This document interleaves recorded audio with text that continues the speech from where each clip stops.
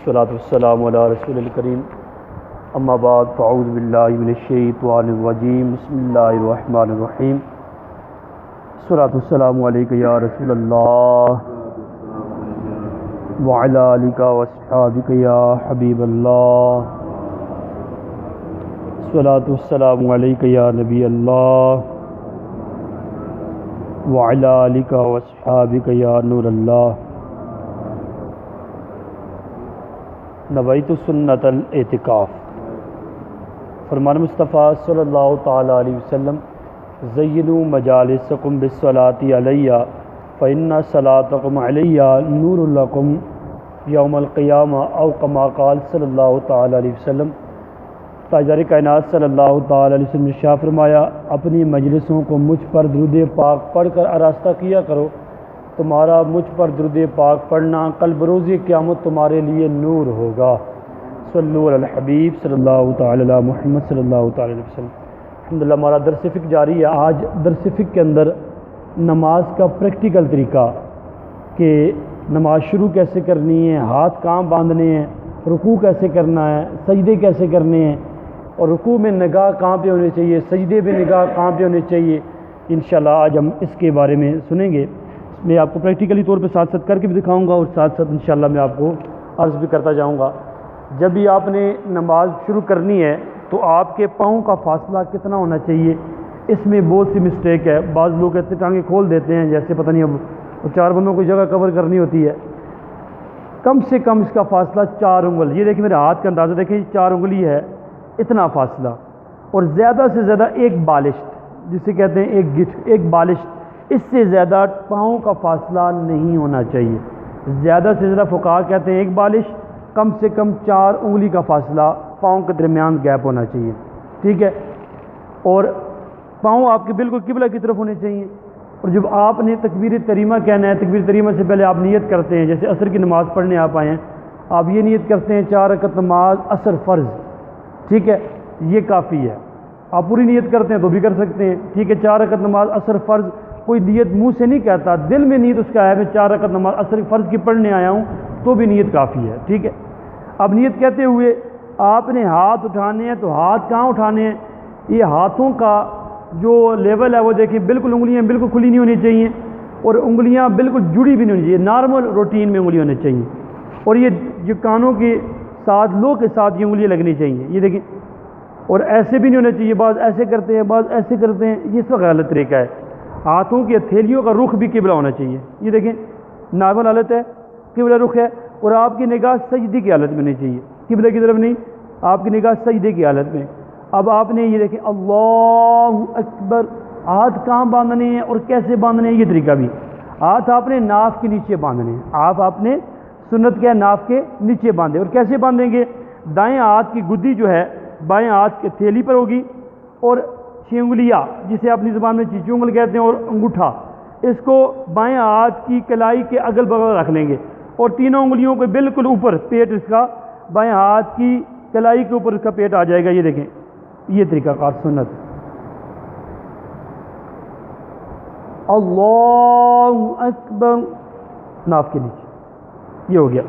اب اس کے بعد آپ نے ہاتھ باندھتے ہوئے سورہ فاتحہ پڑھنی ہے، سورہ فاتحہ کے ساتھ کوئی صورت ملانی ہے، سورہ اخلاص سے کوئی صورت ملانی ہے، ملانے کے بعد پھر آپ نے اللہ اکبر کہتے ہوئے ہاتھ آپ نے، ٹھیک ہے، اب اللہ اکبر کہہ کے آپ نے رکوع میں جانا ہے، سورہ فاتحہ پڑھ لی، صورت ملا لی، اللہ اکبر۔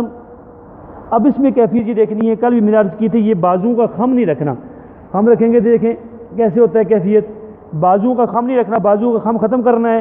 آپ کی نگاہ جو ہے بعض قول کے مطابق انگوٹھوں پر، بعض نے کہا کہ پاؤں کی پشت پر ہونی چاہیے، اور آپ نے خم ختم کرنا ہے، اور آپ کی پیٹھ اور سر بالکل سیدھ میں ہو، یہ طریقہ ہے صحیح سنت طریقہ رکوع کرنے کا، ٹھیک ہے۔ اور ہاتھوں سے آپ گھٹنوں کو پکڑ لیں، ہتھیلیاں گھٹنوں کے اوپر رکھیں، اور ایسے اسے پکڑ لیں اور خم ختم کر لیں، اور اپنی نگاہ جو ہے پاؤں کی پشت پر رکھیں، انشاءاللہ سنت کے مطابق آپ کا رکوع کیا ہو جائے گا، ادا ہو جائے گا۔ سمیع اللہ لمن حمیدہ کہتے ہوئے آپ کھڑے ہوں، اس میں کمی کیا ہوتی ہے، غلطی کیا ہوتی ہے، یہ ہے تعدیل ارکان۔ تعدیل ارکان واجب ہیں، اور تعدیل ارکان کون کون سے ہیں، 5 ہیں۔ ایک سمیع اللہ کہہ کے ہم جب کھڑے ہوتے ہیں، ٹھیک ہے، کوما کہلاتا ہے، اس کو کیا کہتا ہے، یہ کوما۔ اب قومے میں جب کھڑے ہوتے ہیں لوگ کھڑے نہیں ہوتے، اوپر ہو کے یہیں سے نیچے رہ جاتے ہیں. اب یہ کم سے کم ایک مقدار، یعنی ایک بار سبحان اللہ، ایک جتنی مقدار میں پڑھا جاتا ہے سبحان اللہ، اتنی مقدار سیدھا کھڑا ہونا یہ واجب ہے. اتنی مقدار سیدھا کھڑا ہونا سمیع اللہ کہہ کے اتنی مقدار میں سیدھا کھڑا ہونا کیا ہے؟ واجب ہے. سمیع اللہ لمن حمیدہ. ٹھیک ہے.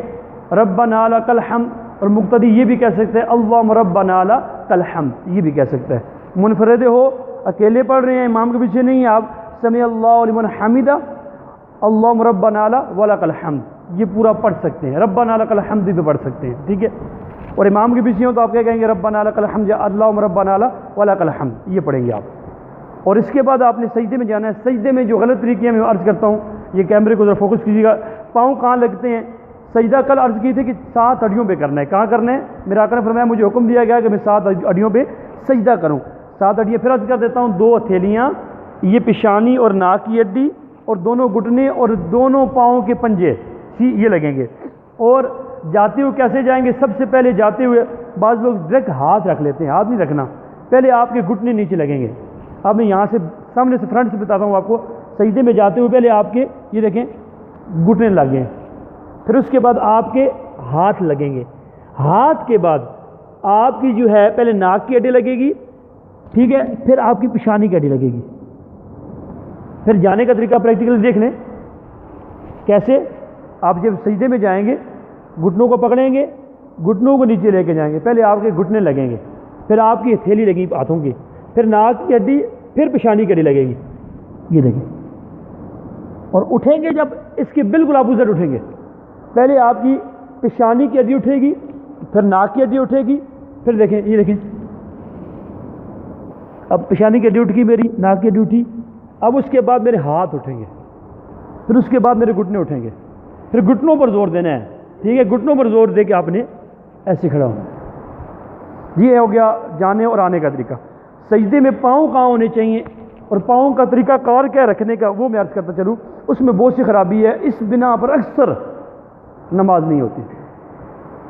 پاؤں میں کم سے کم 3 انگلیوں کا لگنا، یعنی دونوں پاؤں کی ایک انگلی کا لگنا جو ہے اس میں فرض ہے، ایک انگلی کا. اور 3 انگلیوں کا لگنا جو ہے پیٹ جو ہے یہ واجب ہے. اور 10 انگلیوں کا پیٹ لگنا یہ سنت ہے. اور سنت ادا کریں گے فرض بھی ادا ہو جائے گا اور واجب بھی ادا ہو جائے گا. اور جو غلط طریقہ ہے وہ جو درست طریقہ ہے دونوں میں عرض کرتا ہوں. دیکھیے گا ذرا. اب سجدے میں جا رہا ہوں. اللہ، یہ دیکھیں بالکل درست طریقہ ہے. یہ 10 انگلیوں کا پیٹ لگ رہا ہے، واجب بھی ادا ہو رہا ہے، سنت بھی ادا ہو رہی ہے، سب کچھ ادا ہو رہا ہے.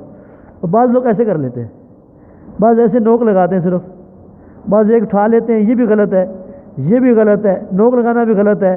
اور یہ دیکھیں یہ سنت طریقہ ہے. اس طریقے سے رکھیں گے تو آپ کا سجدے کا جو فرض ہے وہ بھی ادا ہو جائے گا. اچھا، سجدے کے بعد آپ بیٹھتے ہیں، اس کے بیٹھنے کا طریقہ بھی دیکھ لیں کیسے بیٹھنا ہے. کہ دائیں پاؤں کو ایسے کھڑا کریں گے، اس کا پیٹ جو ہے انگلیوں کا لگے گا، اور بائیں پاؤں کو بچھا کر اس کے اوپر بیٹھ جائیں گے. بائیں پاؤں کو بچھا کر اس کے اوپر کیا کریں گے؟ آپ بیٹھیں گے. اور انگلیوں کو آپ نے گھٹنوں کے پاس رکھنا ہے، گھٹنوں کے پاس بالکل کھول کے رکھنا ہے، بالکل جوڑ کے نارمل روٹین میں آپ نے رکھنا ہے. ٹھیک ہے. میں سامنے سے عرض کر دیتا ہوں. دیکھیں جب آپ بیٹھیں گے تو آپ دیکھیں یہ دیکھیں گھٹنوں کے پاس نارمل روٹین میں آپ نے انگلی رکھنا ہے. اب جب تشہد پڑھتے ہیں اس میں جو غلطی ہیں وہ دیکھیں وہ کیا کرتے ہیں لوگ. تشہد پڑھتے ہوئے پہلی رکعت میں بھی ایسے، دوسری میں بھی ایسے، تیسری چوتھی رکعت طریقہ کار سب میں یہی ہے. اب تشہد میں بیٹھنے میں جو تشہد پڑھتے ہوئے انگلی کب اٹھائیں گے؟ شہادت کی انگلی اٹھانے کا طریقہ کیا ہے؟ جب شہادت کی انگلی اٹھائیں گے پہلے آپ انگوٹھے کو اور یہ بیچ والی جو انگلی ہے اس کا ہلکا بنائیں گے. دیکھیں یہ ایسے ہلکا بنے گا. یہ بیچ والی انگلی ہے، یہ ساتھ ایسے آ جائے گی، یہ ہلکا بنے گا. اور کب کس لفظ پہ اٹھانی ہے انگلی؟ اشہد اللہ، لا پہ اٹھانی ہے. اشہد اللہ، لا پہ اٹھانی ہے. اشہد اللہ الہ الا اللہ پہ چھوڑ دینی ہے. ٹھیک ہے. پہلے اشہد پہ پہنچیں گے آپ اپنی انگلیوں کا ہلکا بنا لیں گے. اشہد اللہ الہ الا اللہ، الا اللہ کہہ کے پھر اپنے روٹین میں ہاتھ نیچے لے آئیں گے. بعض لوگ یہی انگلی چھوڑ دیتے ہیں، یہ غلط ہے، خلاف سنت ہے، فقہاء نے سے منع کیا. بعض ایسے ایسے کرتے رہتے ہیں. انگلی کو ہلانا نہیں ہے، انگلی کو ایسے نہیں چھوڑنا، روٹین میں واپس لے کے آنا ہے. یہ اکثر میں نے عرض کیا لیکن میں نے دیکھا پھر بھی مقتدیوں کا یہ غلطی چلتی آ رہی ہے، اسے چھوڑنے کا دل ان کا نہیں کر رہا، ان کے چھوڑنے کا دل نہیں کر رہا، پتہ نہیں وہ کہاں سے سیکھا ہے، وہ چھوڑ نہیں پا رہے، غلط طریقہ ہے یہ۔ اشہد اللہ الہ الا اللہ کہہ کے پھر اپنی روٹین پہ ہاتھ واپس لے آئیں گے، ٹھیک ہے۔ یہ ہو گیا باقی نماز کا طریقہ۔ جب آپ کھڑے ہوں گے اس کا طریقہ میں نے عرض کر دیا، پہلی رکعت میں بھی ایسے ہے، دوسری میں بھی ایسے ہے، تیسری میں بھی ایسے ہے، چوتھی میں جب تشہد میں بیٹھتے ہیں، تشہد پڑھ لیا آپ نے، درود ابراہیمی پڑھ لیا، اس کے بعد دعا پڑھ لیا آپ نے، دعا وہ پڑھیں جو دعائے معصورہ ہے، معصورہ وہ ہے جو جس کا ذکر قرآن و حدیث میں ہے، جیسے رب اجعلنی پڑھ لیں، ربنا آتنا فی الدنیا پڑھ لیں، ٹھیک ہے، یہ پوری دعا پڑھ لیں۔ اس کے بعد سلام پھیرنا ہے، سلام لفظ سلام واجب ہے، علیکم سنت ہے۔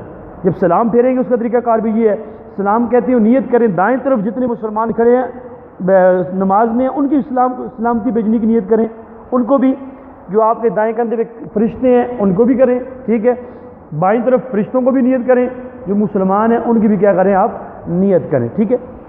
السلام علیکم ورحمۃ اللہ۔ اب اس میں غلطی کیا ہوتی ہے، بعض لوگوں کی ایک عادت ہوتی ہے اسلام پھرتے ہوئے ایسے گھومتے ہیں، جیسے انہوں نے آنکھوں سے حاضری لگانی ہے، آج کون آیا کون نہیں آیا، کس کی حاضری لگانی ہے، انہوں نے کلیئر کرنا، پورا گردن نہیں گھمانی ہے آپ نے اپنا اسلام پھیرنے کا سنت طریقہ ہے۔ السلام علیکم ورحمۃ اللہ، نگاہ آپ کی کندھے پہ، السلام علیکم ورحمۃ اللہ، نگاہ آپ کی کہاں ہے، کندھے پہ ہونی چاہیے۔ یہ ہے نماز کا پریکٹیکل طریقہ۔